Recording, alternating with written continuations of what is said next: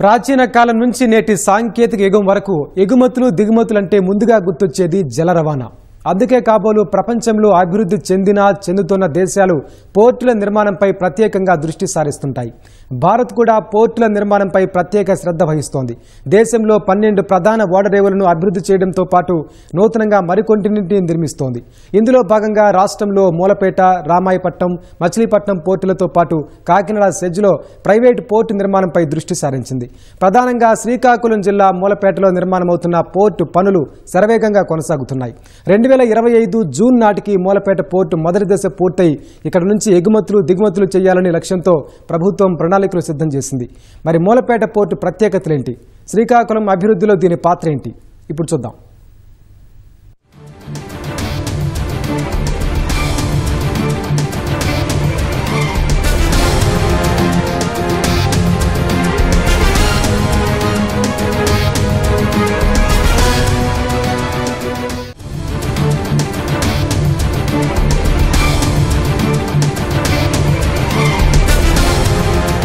రాష్ట్రంలో వెనుకబడ్డ ప్రాంతాలు అని అనగానే అందరికీ టక్కున గుర్తొచ్చే పేరు ఉత్తరాంధ్ర.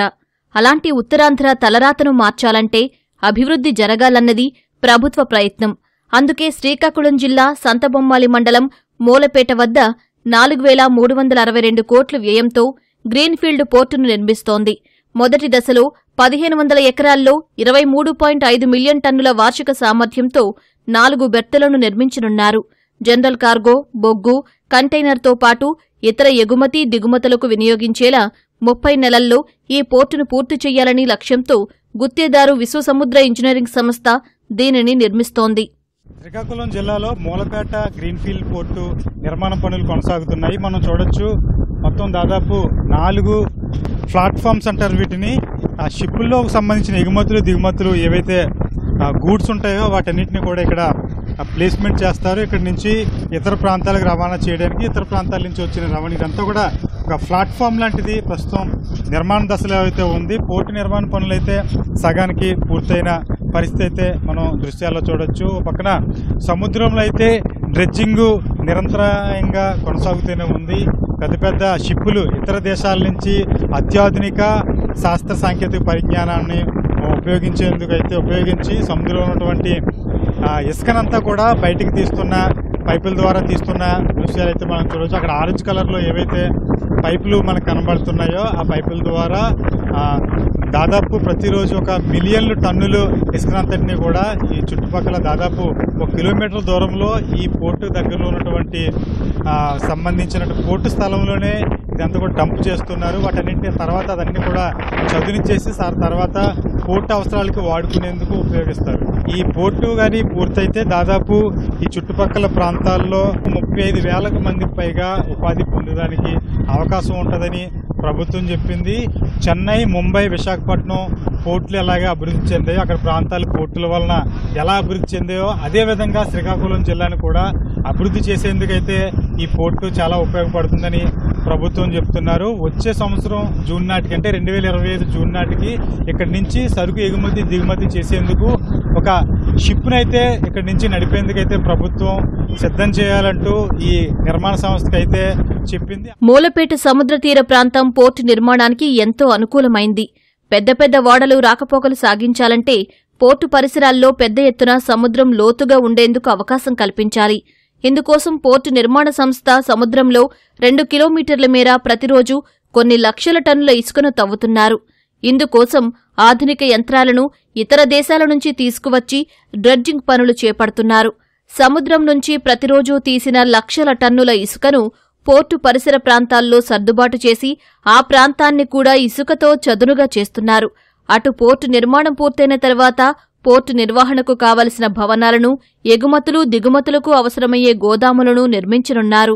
ఏ పోర్టు నిర్మాణానికైనా డ్రెడ్జింగ్ అనేది చాలా కీలకమండి. 2 రకాల 2 టైప్స్ ఆఫ్ డ్రెడ్జెస్ ఉంటాయండి. ఒకటి వచ్చేసి క్యాపిటల్ డ్రెడ్జింగ్ అంటాము. ఇప్పుడు మొదటగా చేసేదాన్ని క్యాపిటల్ డ్రెడ్జింగ్ అంటాము.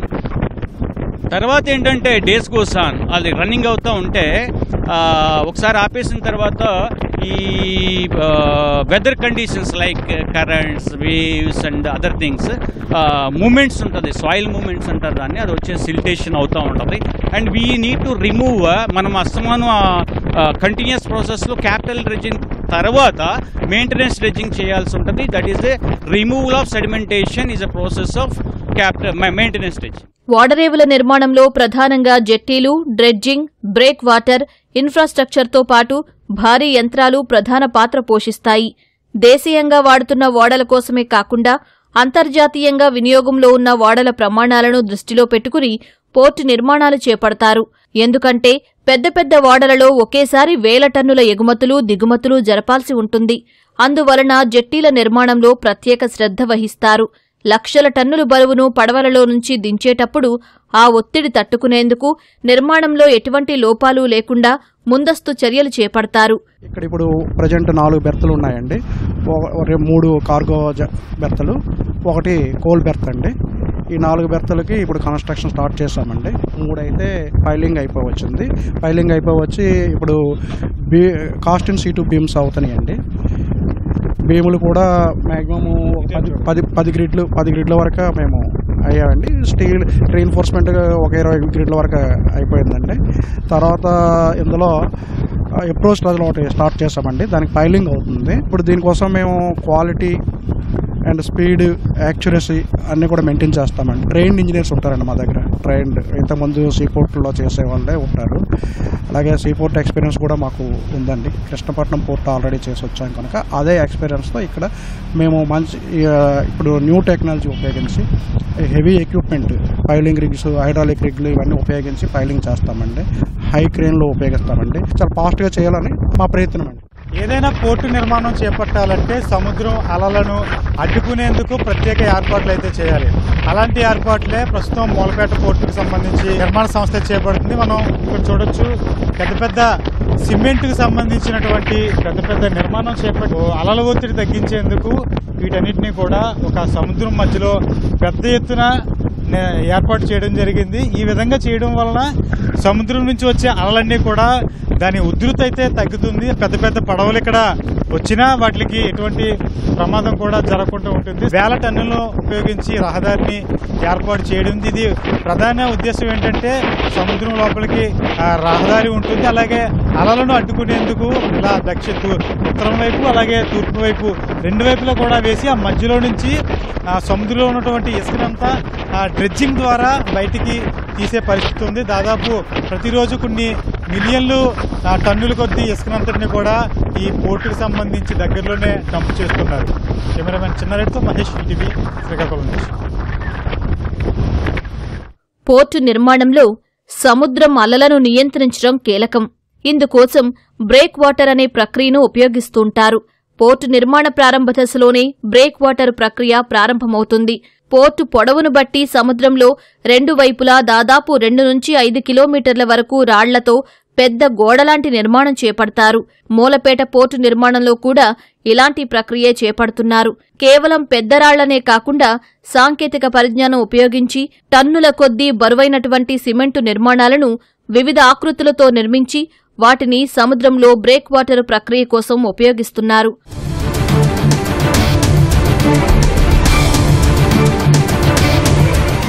మూలపేట పోర్టు పూర్తయితే శ్రీకాకుళం జిల్లాలో వలసలు తగ్గి స్థానికంగా 1000 మందికి ఉద్యోగ అవకాశాలు లభిస్తాయని అంటున్నారు. దీంతో పాటు పారిశ్రామికంగా అభివృద్ధి చెందుతుందన్న ఉద్దేశంతో ప్రభుత్వం పనులను శరవేగంగా చేపట్టే విధంగా చర్య చేపడుతుంది. పోర్టు మొదటి దశ నిర్మాణానికి 1500 ఎకరాల్లో పనులు జరుగుతూ ఉండగా మూలపేట, విష్ణుచక్రం గ్రామాలకు చెందిన 594 నిర్వాసిత కుటుంబాలకు పరిహారం కేటాయించడంతో పాటు వారికి ఆధునిక వసతులతో R&R కాలనీలను నిర్మిస్తున్నారు. పోర్టు నిర్మాణం పూర్తయితే ఆంధ్రప్రదేశ్తో పాటు ఛత్తీస్గఢ్, జార్ఖండ్, మధ్యప్రదేశ్, ఒడిశా రాష్ట్రాల నుంచి ఎగుమతులు, దిగుమతులకు అత్యంత కీలకంగా మూలపేట పోర్టు మారనుంది. దీనివలన మూలపేట పోర్టులో ఏమేమైతే సమస్యలు ఉన్నాయో ఒక్కొక్క సమస్యని సాల్వ్ చేసుకుంటూ ముందుకు వెళ్లడం జరుగుతుంది. ప్రజెంట్ పనులు త్వరితగతంగా శరవేగంగా జరుగుతూ ఉన్నాయి.